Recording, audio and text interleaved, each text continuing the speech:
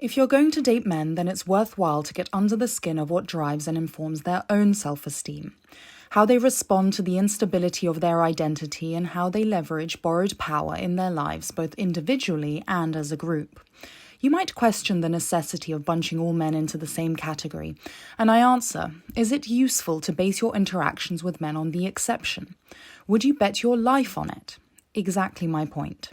Trying to find the answer to why men is a long, depressing road to the middle of Disturbia. Let this be a loose roadmap. Under patriarchy, a man's value is conditional. It must be earned.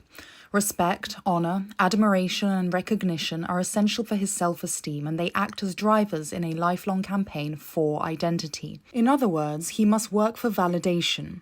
The success of his campaign is in the man he builds, not necessarily the man he is. With no fixed sense of self, the man becomes a career shapeshifter.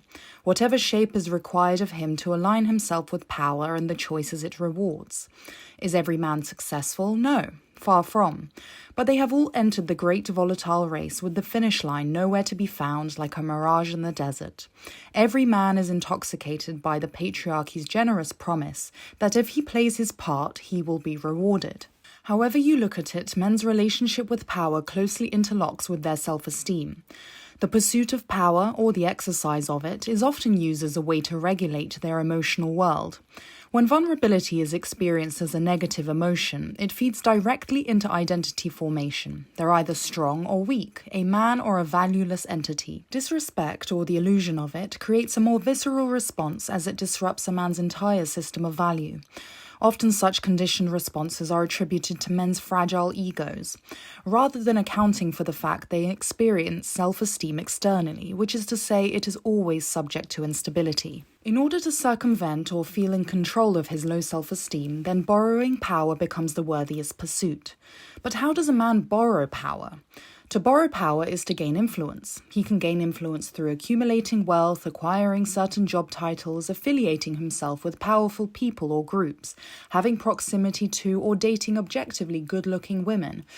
There are so many ways to signal status. One has to question how genuine these choices are if his goal is to align himself with power rather than authentic self-expression. Male culture becomes warped, creating space for men to become actors in their own lives. With so many actors, one has to ask, who is the audience? When misogyny stands so center stage in the patriarchy, the audience overwhelmingly has to be other men. To say that straight men are heterosexual is to say that they exclusively have sex with women. However, the orientation of their emotional lives is deeply homoerotic. Men openly and readily reserve admiration, respect, and honor for other men, those they listen to, learn from, idolize, and form deep attachments to. Women are positioned as sources for status, service, and sex. Love is reserved for other men. Within these structures, women are monopolized for their supposed natural value, reduced to a resource to be subjugated, farmed, controlled, and traded. Femininity intimidates and allures, leveraging attention from men in ways that other men dream of. As generations of young people are being raised in a climate conscious of feminism, gender roles are being criticized, and rewards afforded to the average man by way of privilege are thinning. The opportunities for men to build self-esteem on external markers is disrupted in an economy that is robbing everyone of security. The security of having a steady job, buying a house, having a wife and children, traditional tools used to validate a man's self-esteem, it's all being politically scattered before our eyes. Men are feeling a level of panic and vulnerability across the classes. In the age of the internet, entrepreneurial careers are on the rise. The business model of supply and demand seeks to exploit the low self-esteem of young men and radicalize them with aggressive misogyny, as a last-ditch attempt to resource guard their privileges. Men's blind allegiance to their dominant and powerful group is expected to override any differences of race, religion, culture, etc.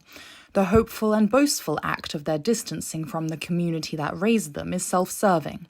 It reinforces the idea that money and power can liberate someone from any vertical of oppression so long as they were born of the male sex. This is a false hope, as it will not save them from the same fate as those they have disqualified. Abrahamic religions, Christianity, Islam, and Judaism, serve as pipeline syndicates for insecure men seeking identity. Men often find the admiration, respect, recognition, and honor they seek in an institution that lends them power by virtue of being male. The governing of women is a power they are granted, and it is framed as a duty bestowed by God, with God being sanctified through male representation, of course. Men have far more opportunity and tools to displace accountability within these structures by diverting criticism of behavior to God. Misogyny now carries divine justification. Men struggle to recognize that they're in an abusive relationship with power. They don't want to recognize their own humanity being stripped from them. Men are comfortable in the ignorance, and they don't feel the urgency. Their abuser loves them, cares for them, and gives them what they so desperately seek, which keeps them coming back for more, even if it's with a lurking sense of dissatisfaction. Instead, they have that all-too predictable reaction to point to the finger of blame at other people for their source of pain, particularly women. Just like when a person is in an abusive relationship, they don't dare point the finger at their abuser, but rather the friends and family that attempt to interrogate their choices. Ultimately, where men's self-esteem and identity relies on power and privilege of misogyny, equality feels like oppression, and the resistance continues. I don't, however, find sympathy for their resistance. They choose to show up lazy, complicit in misogyny, and violent for their own purpose. Men have the voting power for change, and yet they idly stand by, hoarding authority and stripping women from their right to bodily autonomy. Men's greed for power and the defense of this withholding is rarely logical. It is emotional, rooted in fear, entitlement, and resistance to accountability. Change without their consent. Change, like all things, breathes discomfort and the need for adaptation.